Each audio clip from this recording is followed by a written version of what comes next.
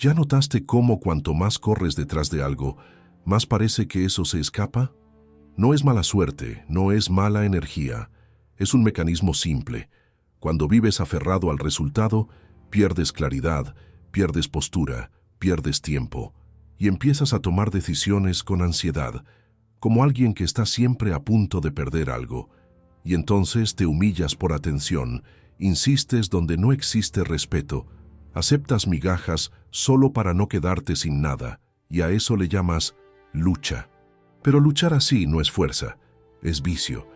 Hoy quiero mostrarte de un modo directo y maduro por qué soltar no es rendirse, es recuperar el control interno. Cuando dejas de forzar, abres espacio, dejas de gastar energía intentando doblar la realidad y empiezas a construir un tipo de presencia que atrae lo que tiene sentido.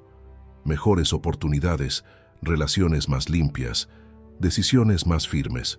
Lo que es tuyo no llega porque suplicas, llega porque te conviertes en alguien capaz de sostenerlo. En este video voy a pasar por 8 cosas específicas que necesitas soltar con aplicación en el día a día. Y la primera ya va a chocar de frente con tu impulso más común, la necesidad de controlar el resultado. Porque mientras exijas garantía, vivirás tenso y la vida seguirá escapándose entre los dedos. Si este tema te toca, haz algo rápido. Deja el like, porque eso le entrega el video a más gente que está atrapada en este mismo ciclo, y suscríbete, porque aquí no vivimos de frases bonitas, vivimos de práctica y mentalidad. Y comenta ahí, ¿qué es lo que más te cuesta soltar hoy? Primera cosa, suelta la necesidad de controlar el resultado. Dices que quieres controlar el resultado porque eso te da paz, pero es al revés. Esa ansiedad es exactamente lo que te roba la paz. La mente se vuelve una mano cerrada todo el tiempo, apretando algo que todavía ni existe. Y cuanto más aprietas, más dolor sientes, porque el mundo no responde a la fuerza de tu agarre, responde a lo que haces hoy, con claridad, y a lo que el tiempo permite mañana, sin pedir permiso. Controlar el resultado parece disciplina, pero muchas veces es miedo disfrazado de planificación. Lo llamas precaución, pero es pánico elegante. Y entonces empiezas a vivir en una negociación interminable con la realidad. Si sale bien, respiro. Si sale mal, me derrumbo. ¿Ves el precio? Entregas tu estabilidad en manos de algo externo. Y eso no es fuerza, es dependencia. En el estoicismo, ese es el punto en el que el ser humano pierde su eje, cuando su serenidad depende de lo que no depende de él. Soltar el resultado no te vuelve demasiado relajado, te vuelve más preciso, porque cuando dejas de exigir garantía, empiezas a ejecutar mejor. Dejas de hacer las cosas para calmar la ansiedad y pasas a hacerlas para construir. Estudias con más foco, entrenas con más presencia, conversas sin suplicar, trabajas sin sabotearte, porque ya no le pides al día que te pruebe que eres suficiente. La filosofía estoica llama a esto volver a lo que es tuyo: intención, esfuerzo, elección, postura. Una práctica simple, rara y poderosa. Antes de empezar algo importante, haz un chequeo de control de 30 segundos. Pregunta, ¿qué depende de mí aquí? ¿Qué no depende? Escribe una línea mentalmente o en papel, y luego decide actuar solo sobre la primera parte. Es casi infantil de lo directo que es, pero funciona porque corta la raíz de la ansiedad. Epicteto martillaba esta división, y hay una frase suya que vale como una cuchilla. No son las cosas las que perturban, sino las opiniones sobre ellas. Cuando sueltas el resultado, no te vuelves pasivo, te vuelves selectivo. Empiezas a decir no a atajos, a promesas fáciles, a relaciones que te dejan en deuda emocional. Reduces el teatro, el exceso de explicación, la necesidad de probar. Pones energía donde hay retorno real, rutina, competencia, presencia. Y sin darte cuenta, tu ansiedad se queda sin argumentos, porque ahora tienes algo sólido para ofrecerle al mundo, y no un pedido. ¿Y lo demás? Lo demás lo dejas llegar, no porque el universo vaya a premiarte, sino porque dejaste de estorbar. Dejas de forzar puertas, de insistir con quien no te respeta, de acelerar etapas que todavía no maduraron. Haces lo que te toca, con la sobriedad de un estoico, y dejas que la vida responda a su ritmo, como si eso fuera normal. Y mañana repites el mismo gesto, manos abiertas, atención en el paso, sin prisa, observando quién llega cuando tú no corres por ahí. Segunda cosa, suelta la carencia de aprobación. Hay un momento muy específico en el que aparece la carencia y casi nadie lo admite. Cuando haces algo simple, publicas, hablas, decides y justo después te quedas esperando una señal, cualquier señal, para confirmar que no te equivocaste. Puede ser un like, una respuesta, un elogio, una invitación, un todo bien. Y cuando eso no llega, no solo te frustras, empiezas a reescribir tu identidad por dentro, como si tu personalidad tuviera que ajustarse al humor de alguien.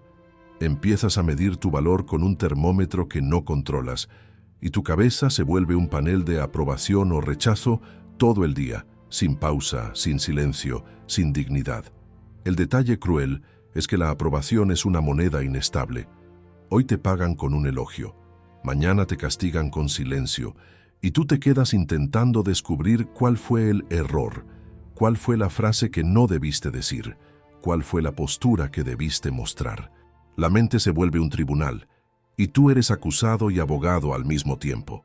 Y en esa prisa por ser aceptado, empiezas a cambiar lo esencial por algo barato. Cambias paz por presencia, carácter por imagen, verdad por simpatía. Aprendes a decir lo que esperan, a reír cuando no quieres, a estar de acuerdo para no ser rechazado, a tragarte lo que te hiere solo para no perder un lugar en la mesa. Y eso se vuelve adictivo, porque cada migaja de validación parece alivio. Pero es un alivio que cobra intereses. Pasas a depender de la próxima señal para estar bien. Entonces, te vuelves predecible. Te explicas de más, pides perdón de más, te ofreces de más. Si alguien desaparece, tú corres. Si alguien elogia, tú te moldeas. Sin notarlo, el centro de tu vida se mueve de tu carácter al humor de quien te observa. Y cualquiera un poco listo puede tirarte de ese hilo.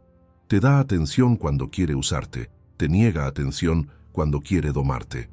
Soltar esa necesidad no es volverte frío, ni grosero, ni alguien que desprecia a la gente. Es dejar de suplicar permiso para existir. Es entender que el respeto no se mendiga, se sostiene. Y sostener respeto, a veces, significa soportar la incomodidad de ser malinterpretado, de que te llamen cambiado, de perder invitaciones, de ver gente alejarse cuando dejas de hacer el papel del complaciente. Duele porque parece pérdida, pero muchas veces es solo tu espacio volviendo a respirar, como una casa que estaba demasiado llena de gente opinando. Ahora, en la práctica, elige una regla interna y cúmplela por 7 días, incluso cuando nadie esté mirando, incluso cuando nadie esté aplaudiendo. Puede ser un límite que siempre rompes, puede ser decir no sin justificar, puede ser dejar de explicar de más tus decisiones, puede ser no responder al instante solo para probar presencia. Anota el impulso de buscar validación, no para juzgarte, sino para ver el patrón. Aquí entra el estoicismo de la forma correcta, no como discurso, sino como entrenamiento de gobierno interno. Y cuando haces eso, día tras día, empiezas a moverte con más firmeza, como alguien que no necesita ser autorizado para seguir caminando. Tercera cosa, suelta la urgencia ansiosa. La prisa no es productividad. La mayoría de las veces es miedo vestido de acción. Y sé que esto toca un punto sensible, porque la urgencia ansiosa siempre parece responsabilidad, parece enfoque, parece voy a arreglar mi vida. Pero detrás casi siempre hay una frase silenciosa gobernándote. Si no lo resuelvo ahora, voy a perder. Y cuando vives con esa amenaza interna no eliges, te precipitas, no decides, reaccionas, no construyes, apagas incendios todo el día, como si la vida fuera un pasillo estrecho y tú siempre llegaras tarde, aunque nadie te haya pedido nada. La urgencia ansiosa crea una ceguera peligrosa. Te hace confundir velocidad con dirección. Empiezas a contestar mensajes al instante por miedo a lo que el otro va a pensar. Aceptas una propuesta mala por miedo a quedarte sin nada. Entras en una relación por carencia del momento. Compras lo que no necesitas, Prometes lo que no puedes cumplir. Dices lo que no querías decir. Todo para aliviar la sensación de que algo se está escapando. El alivio dura minutos y luego vuelve peor, porque la mente aprende que solo descansa cuando corres, y así te vuelves rehén de un ritmo que no elegiste. Observa cómo la urgencia cambia incluso tu cuerpo.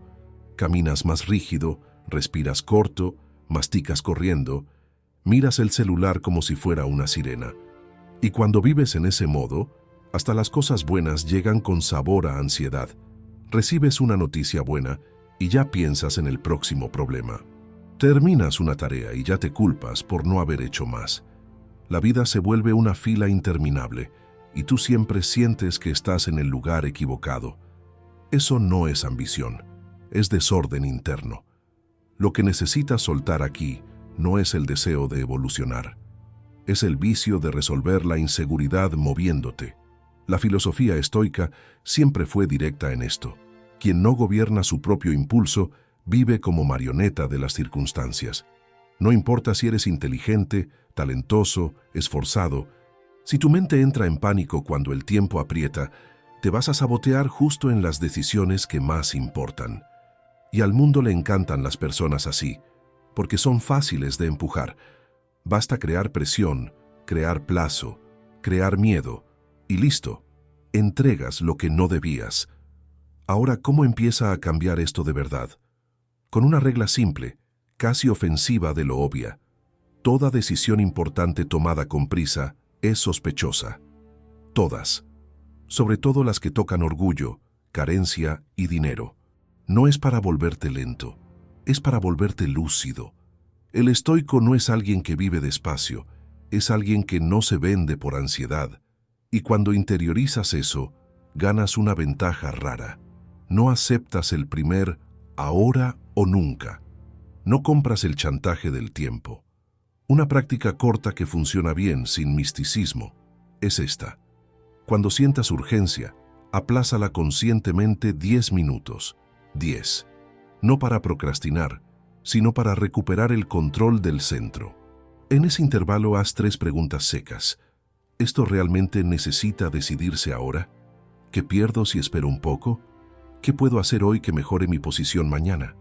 Verás que la mitad de la urgencia muere solo por mirarla de frente.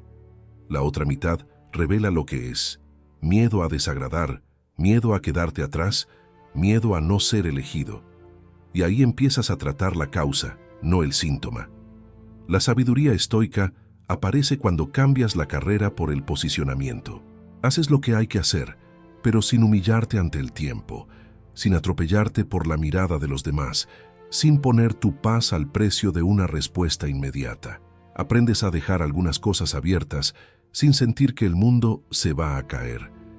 Y, poco a poco, lo que es tuyo deja de llegar por desesperación y empieza a llegar porque estás firme, disponible, entero. Y eso cambia el tipo de oportunidad que te encuentra. Cuarta cosa, suelta la obsesión por el cómo. Hay gente que dice que quiere un resultado, pero en el fondo quiere otra cosa. Quiere que el resultado llegue de la manera en que lo imaginó. Y ahí es donde la vida se traba, porque ya no persigues un objetivo, defiendes un guión, y cuando el guión falla, lo interpretas como fracaso aunque el objetivo esté ahí a 2 pasos, solo que por una puerta distinta. Ya viste esto en cosas pequeñas. Planeas una conversación perfecta en la cabeza. Decides que vas a hablar de cierto modo, en el momento exacto, con la reacción exacta del otro lado. Y entonces, la conversación sale diferente.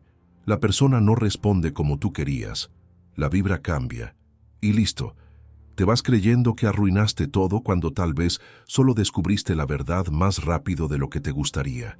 El cómo se volvió una vanidad silenciosa. Quieres tener razón sobre la historia que inventaste. Pero la vida no respeta tu storyboard. La obsesión por el cómo crea un comportamiento que parece firme, pero es frágil. Insistes en el mismo camino, aunque ya probó que no funciona. Fuerzas puertas, intentas arreglar gente, salvar situaciones, controlar percepciones, y todo eso da sensación de acción, pero es acción sin inteligencia. Es movimiento para no encarar una pregunta simple. ¿Y si mi manera no es la mejor manera? Y entonces empiezas a rechazar oportunidades por orgullo. No quieres ese trabajo porque no llegó como imaginabas. No quieres ese comienzo porque parece demasiado pequeño. No quieres esa conversación porque no fue como querías. Y sin darte cuenta, cambias progreso por estética, cambias construcción por narrativa. Te enamoras más de la forma que del contenido. Soltar el cómo no es abandonar estándares, ni aceptar cualquier cosa, ni volverte alguien sin criterio. Es dejar de confundir flexibilidad con debilidad. Es aceptar que el camino cambia, pero el compromiso puede permanecer. Y eso exige madurez, porque al ego le molesta adaptarse. El ego quiere probar que tenía razón desde el inicio, pero tu vida no es un argumento, es un proceso, una práctica que ayuda mucho, porque corta la terquedad sin que tengas que volverte una persona zen. Cuando sientas que estás trabado, haz un ejercicio de 2 escenarios. Imagina por un minuto el mejor escenario según tu guión, y luego imagina el escenario alternativo, el camino que rechazas por orgullo, y pregunta, si ese segundo camino me llevara al mismo objetivo en 6 meses, ¿lo aceptaría? Si la respuesta es no, cuidado, quizá estás más comprometido con el teatro que con el resultado. Aquí entra casi en silencio la mirada de alguien estoico. No se trata de vencer a la realidad, sino de trabajar con ella. No se trata de controlar la forma, sino de dominar lo que haces con lo que aparece. Y cuando aprendes eso, la vida deja de ser una prueba de «salió como yo quería» y se vuelve una prueba de carácter. ¿Puedo actuar bien incluso cuando cambia? La sabiduría estoica tiene este efecto extraño. Te devuelve la calma porque ya no necesitas acertar el guión, solo necesitas acertar tu postura. Y una postura correcta, con consistencia, crea algo que la ansiedad odia: margen de maniobra. Empiezas a ver opciones, a improvisar con firmeza, a cortar caminos equivocados sin sentirte derrotado, a recomenzar sin drama, a perder sin humillarte, a ganar sin descontrolarte, y de pronto notas que muchas cosas no te llegaban no porque no fueran tuyas, sino porque exigías que llegaran de una sola manera, y ahora hay varias. Y tú estás lo bastante despierto para ver cuál tiene sentido hoy. Quinta cosa: suelta el apego a lo que ya te mostró que no es para ti. Te va a sonar raro, pero voy a empezar por donde nadie empieza. A veces soltar es la única forma de ser leal a ti mismo. Parece contradicción, porque la cabeza aprendió que aguantar es virtud, que insistir es valentía, que no rendirse es carácter. Pero existe un tipo de insistencia que no es fuerza, es vicio. Es tú intentando salvar una historia que ya te dio todas las pruebas de que no quiere ser salvada. Así que hagamos esto como un expediente, sin drama, sin romantizar, como alguien estoico que quiere ver la realidad sin maquillaje. Imagina que estás investigando un caso y necesitas decidir si sigues o cierras el archivo. Abres la carpeta y encuentras las evidencias. Evidencia 1. El patrón se repite.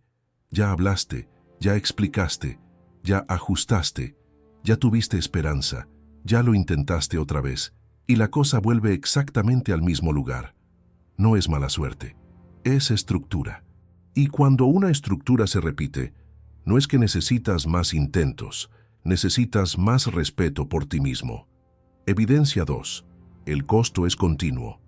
No es un día malo, es un desgaste que gotea todos los días. Ansiedad, irritación, autoexigencia, desconfianza, sensación de que siempre te estás achicando para encajar. Empiezas a vivir con un peso que se vuelve normal, y lo normal se vuelve identidad. Y entonces ni notas cuánto te volviste más impaciente, más necesitado, más inseguro, solo para mantener algo en pie. Evidencia 3. Estás más atado al pasado que al presente. No estás defendiendo lo que existe hoy, estás defendiendo el recuerdo de lo que fue, o la fantasía de lo que podría ser. Y ahí el apego se vuelve trampa. No quieres la cosa, quieres el significado que tú le pusiste. Ahora viene el punto que lo cambia todo. El apego vive de negociación interna. Haces acuerdos silenciosos tipo solo un poco más, solo hasta que mejore, solo hasta estar seguro. Y la vida pasa. Séneca tiene una frase que pega justo aquí, porque corta la ilusión sin gritar. Sufrimos más en la imaginación que en la realidad, y muchas veces lo que te sostiene no es la realidad, es el miedo a la realidad después del corte. Entonces te doy una práctica simple, estoica, de verdad, sin misticismo, el ejercicio del plazo honesto. Tomas eso que estás sosteniendo y escribes 2 líneas, como si fuera un compromiso contigo mismo. ¿Qué exactamente necesito ver cambiar de forma concreta para que esto continúe? ¿Hasta qué fecha espero ese cambio, sin extender el plazo después? Y aquí viene la regla que duele. Si llega la fecha y nada cambia de verdad, no renegocias con tu debilidad. Ejecutas. No es para castigar a nadie, es para recuperar tu palabra. Eso es sabiduría estoica aplicada. No controlas al otro, pero controlas tu permanencia, porque el apego no te lastima solo por lo que es, te lastima por lo que te convierte. Alguien que acepta migajas, que se explica de más, que queda disponible como si fuera obligación, que vive esperando una señal. Y cuando sueltas no ocurre un milagro, ocurre espacio. Espacio para dormir mejor, para enfocarte, para volver a entrenar, para trabajar con más claridad, para mirarte sin vergüenza. Y al principio ese espacio asusta, porque estabas acostumbrado al ruido de intentar, al movimiento de insistir, a la adrenalina de no perder. Pero después de un tiempo, notas algo bien objetivo. Lo que era amor, muchas veces, era solo apego. Y lo que era valentía, muchas veces era solo miedo a encarar el silencio que viene después. Y es justamente en ese silencio donde descubres si estabas sosteniendo algo o si estabas siendo sostenido por eso. Sexta cosa, suelta la comparación constante. No te das cuenta cuando empieza, porque parece solo un hábito moderno. Abres el celular un segundo, miras la vida de alguien por curiosidad, y de repente tu día ya está contaminado por una medida que no es la tuya, y lo más irónico es que nadie te obligó. Tú mismo te pusiste esa regla en el cuello. La comparación no llega como un pensamiento completo, llega como microcortes, una molestia leve, una sensación de atraso, un yo también debería. Y eso se acumula hasta volverse una certeza silenciosa. Tu vida, tal como está, nunca es suficiente. Ahora mira una escena simple, común, casi tonta, pero ahí se ve el mecanismo.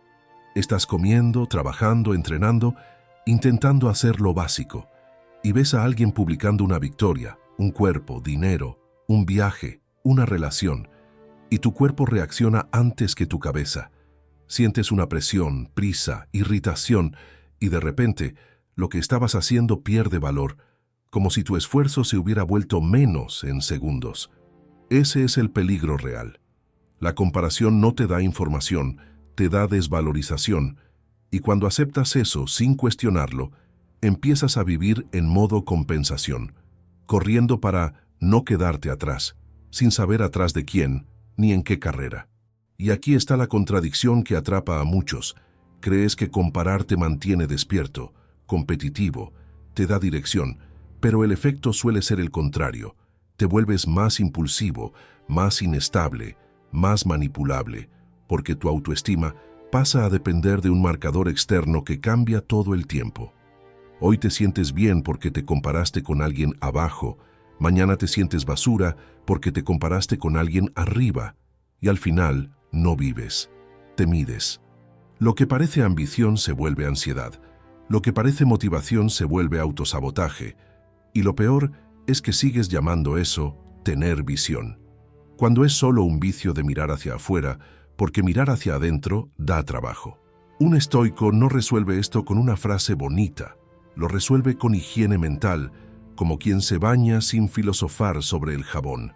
Así que te propongo una práctica simple, corta, casi seca, y justamente por ser seca funciona. Durante 7 días haces el ayuno de regla pública. No es desaparecer del mundo, es dejar de usar el mundo como espejo. Cada vez que venga el impulso de compararte, no peleas con él. Cambias la pregunta. En vez de ¿por qué él tiene y yo no?, preguntas ¿cuál es mi tarea de hoy? Tarea, no sueño, no fantasía, no meta a 5 años. Tarea de hoy. La comparación vive en lo imaginario. La tarea vive en lo concreto. Y para hacerlo real, creas una lista mínima de 3 cosas, siempre iguales, simples, sin heroísmo, una cosa que fortalece el cuerpo, una cosa que mejora tu trabajo, una cosa que ordena tu mente. Hiciste las 3, ganaste tu día, aunque nadie aplauda, aunque nadie vea, porque estás entrenando la única victoria que no depende del público. Eso es sabiduría estoica aplicada. Cambias la necesidad de sentirte más grande que alguien por la disciplina de ser mejor que tú ayer, sin teatro, sin anuncio, sin ansiedad. Y cuando llegue esa sensación de «pero voy atrasado», haces otra cosa rápida que cambia la perspectiva. Tomas un papel y haces 2 columnas. A la izquierda, lo que realmente sé. A la derecha, lo que estoy suponiendo. Vas a ver que casi todo lo que te duele en la comparación está en la columna de la suposición. Supones que la persona es feliz, supones que es respetada, supones que su vida es ligera, supones que no tiene miedo, y usas esas suposiciones para condenarte, como si estuvieras perdiendo contra una versión editada del mundo. Marco Aurelio tenía esa forma de cortar ilusiones con simplicidad, recordando que la mente puede fabricar tiranos sin necesitar enemigos reales, y eso es exactamente lo que hace la comparación cuando no vigilas. Soltar la comparación no es volverte conformista, es volverte centrado. Dejas de distraerte con la vitrina y vuelves a la construcción. No necesitas inspirarte con 10 vidas por día para saber qué hacer. Necesitas constancia suficiente para no abandonar la tuya. Y cuando empiezas a vivir así, algo cambia en tu comportamiento sin que lo notes. Te vuelves más selectivo, más silencioso, más firme, menos ansioso por mostrar, más dispuesto a hacer, y ahí el ruido externo pierde fuerza, porque tu regla vuelve a ser tuya, y tu día vuelve a tener dueño. Séptima cosa, suelta la necesidad de entenderlo todo ahora. Tú no quieres entender, tú quieres garantizar. Y mientras llames a eso claridad, seguirás atrapado, porque la claridad real nace del movimiento. Pero lo que buscas es un sello de seguridad antes de actuar, como si la vida estuviera obligada a darte un mapa completo, con leyenda, distancia y riesgo calculado. Y solo entonces darías el primer paso. Pero la realidad no funciona así. Y cuanto más exiges certeza, más alimentas una ansiedad que se disfraza de inteligencia. El patrón es simple. Aparece una decisión, un comienzo, un cambio, un corte, y no dices «lo voy a hacer», dices «necesito entender mejor». La frase suena madura, pero muchas veces es solo una forma elegante de postergar. Intentas prever todas las variables, anticipar cada reacción, imaginar cada consecuencia, cerrar todas las puertas antes de abrir la primera, y el resultado siempre es el mismo. Te quedas quieto y llamas a la parálisis prudencia. El problema no es querer pensar. El problema es transformar el pensamiento en sustituto de acción, porque hay una diferencia enorme entre reflexionar para actuar mejor y reflexionar para no actuar nunca. Cuando caes en ese vicio, la mente se vuelve un laberinto. Pasas horas analizando, hablando contigo mismo, investigando, pidiendo opinión, comparando caminos, intentando sentir el momento correcto, y al final sigues en el mismo lugar, solo que ahora con más información y menos coraje. Y eso es peligroso, porque empiezas a enorgullecerte de tu propia complejidad mental, como si pensar mucho fuera profundidad, cuando en realidad, muchas veces, es solo miedo a equivocarte. El estoicismo corta ese autoengaño con un principio duro. No controlas el futuro, así que exigir certeza es pedir lo imposible. Controlas tu elección, tu intención, tu esfuerzo y tu capacidad de ajustar el rumbo cuando la realidad responda. La filosofía estoica no promete que vas a acertar todo. Te entrena para no derrumbarte cuando algo salga distinto a lo que imaginaste. Y eso lo cambia todo, porque cuando aceptas que no vas a tener todas las respuestas, dejas de buscar una sensación perfecta para empezar y empiezas a buscar una postura firme para continuar. Hay un motivo escondido para esta necesidad de entenderlo todo. Te da la ilusión de que evitarás dolor. Si entiendo, no sufro. Pero la vida siempre va a traer riesgo, pérdida, incomodidad, y lo que haces es intentar comprar inmunidad con pensamiento. No se compra. Lo máximo que logras es postergar el encuentro con la realidad. Y cuando postergas demasiado, el precio sube, pasa la oportunidad, baja la energía, se debilita la confianza y empiezas a verte como alguien que no avanza, cuando en realidad solo estabas exigiendo garantías que nadie puede darte. Entonces, soltar esto no es volverte impulsivo, es volverte objetivo. Es cambiar la pregunta «¿ya entendí todo?» por dos preguntas más fuertes. ¿Cuál es la próxima acción pequeña que puedo sostener? ¿Y cuál es el próximo ajuste que haré después de recibir feedback del mundo? Eso te devuelve a la vida real, porque la vida real es iteración, no certeza. No necesitas ver toda la escalera, necesitas ver el escalón y pisarlo con seriedad, no con prisa. Si quieres un criterio simple, casi frío, para no caer en la trampa mental, cuando estés intentando entender más, define un límite corto de tiempo para pensar, no como castigo, sino como disciplina, y después ejecutas algo concreto, aunque sea pequeño. Una llamada, una página escrita, un entrenamiento hecho, una conversación iniciada, una tarea terminada. Porque tu cerebro necesita reaprender una verdad básica. La seguridad no viene de entender todo, viene de confiar en que puedes manejar lo que venga. Y cuando empiezas a vivir así, la mente todavía va a querer volver al hábito viejo, va a querer cerrarlo todo antes de empezar, va a querer una prueba, una señal, control total, pero ahora reconoces el truco y eliges el siguiente paso igual, como quien no necesita estar listo para actuar con firmeza, ni necesita que todo el camino esté claro para seguir andando. Octava cosa, suelta el miedo a perder. El miedo a perder rara vez aparece como miedo. Aparece como cuidado, como prudencia, como no quiero arriesgar, como voy a esperar un poco más. Pero cuando miras de cerca, tiene un comportamiento bien específico.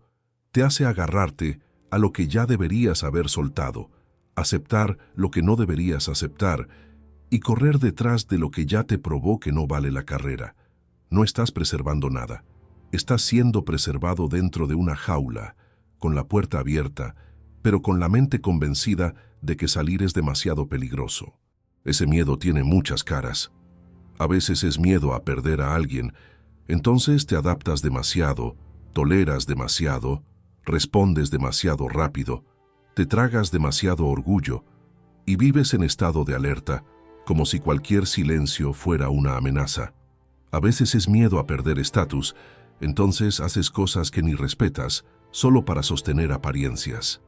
A veces es miedo a perder dinero, entonces no inviertes en nada que te haga crecer, no aprendes, no te posicionas, no intentas y lo llamas seguridad, cuando es solo estancamiento.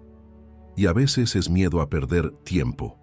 Entonces, eliges el camino más rápido y más débil, y luego descubres que rapidez sin dirección sale carísima. El problema es que el miedo a perder te mete en una lógica de escasez permanente. Empiezas a actuar como si el mundo tuviera pocas oportunidades, pocas personas buenas, pocos caminos posibles, y por eso necesitas agarrar fuerte lo que tienes, incluso cuando lo que tienes te achica, y entonces te vuelves fácil de manipular, porque cualquiera que te dé sensación de última oportunidad puede doblarte. Basta con que alguien sugiera que se va, basta con que un trabajo presione, basta con que una oportunidad ponga un plazo, y listo. Haces concesiones que no harías si estuvieras centrado. La diferencia entre alguien libre y alguien preso muchas veces no es talento, es coraje para perder, porque perder en muchos casos no es tragedia, es limpieza. Pero el miedo convierte la limpieza en terror. Te dice que si pierdes a esa persona, se acabó. Si pierdes esa oportunidad, nunca llega otra. Si pierdes ese estatus, no eres nadie. Y ese tipo de pensamiento crea dependencia, apego, ansiedad, humillación. Y la humillación siempre es un precio demasiado alto por cualquier cosa. Aquí entra una visión bien objetiva, casi dura, que el estoicismo siempre defendió. No controlas lo que se queda, controlas lo que haces con lo que se va. La sabiduría estoica no es evitar pérdidas, es convertirte en alguien que no se rompe cuando pierde. Eso cambia tu conducta desde la raíz, porque cuando no tienes pavor de perder, dejas de suplicar, de justificarte, de correr detrás de validación, y empiezas a elegir con más firmeza. Te vuelves alguien con criterios, no alguien con desesperación. Hay una práctica estoica que encaja perfecto aquí, y la cito porque poca gente la aplica, la premeditatio malorum, que básicamente es imaginar por unos minutos la posibilidad de perder eso a lo que estás aferrado, no para torturarte, sino para entrenar aceptación y reducir el chantaje interno del miedo. Piensas, ¿y si esto no sale? ¿Y si esa persona se va? ¿Y si pierdo ese estatus? Y después respondes con honestidad, sigo vivo, sigo siendo capaz, sigo siendo responsable de mí. Este ejercicio no te vuelve negativo, te vuelve inmune al pánico. Le quita poder al easy tool sobre tu columna, y hay una señal clara de que estás soltando el miedo a perder. Empiezas a actuar con calma incluso cuando algo está en riesgo. No haces promesas por desesperación. No te vendes por atención. No aceptas migajas para no quedarte solo. No compras atajos para no sentirte atrasado. Haces lo correcto y dejas que el resultado se ajuste. Parece simple, pero es raro porque exige madurez real. El miedo a perder quiere que corras. Soltar ese miedo hace que camines, y quien camina con dirección, sin pánico, sin teatro, con elecciones limpias, termina llegando más lejos, porque no gasta energía intentando impedir que la vida ocurra. La gasta construyendo una fuerza interna que no depende de lo que se queda o de lo que se va, y eso lo cambia todo sin necesidad de anunciarlo. Y si entendiste una cosa hoy, que sea esta: soltar no es perder, es dejar de perderte. Es dejar de vivir aferrado a lo que no controlas, dejar de negociar tu paz por migajas, dejar de correr detrás como si tu vida dependiera de eso, y empezar a actuar con postura, con criterio, con calma. Porque cuando sueltas lo que te arrastra hacia abajo, no te quedas vacío, te quedas disponible, y en ese espacio lo que es tuyo por fin puede alcanzarte, sin desesperación, sin teatro, sin humillación. Si este video te ayudó, deja el like y suscríbete, porque cada semana traigo reflexiones y prácticas que te devuelven el control, sin vueltas. Nos vemos en el próximo. Cuídate, mantente firme y hasta la próxima.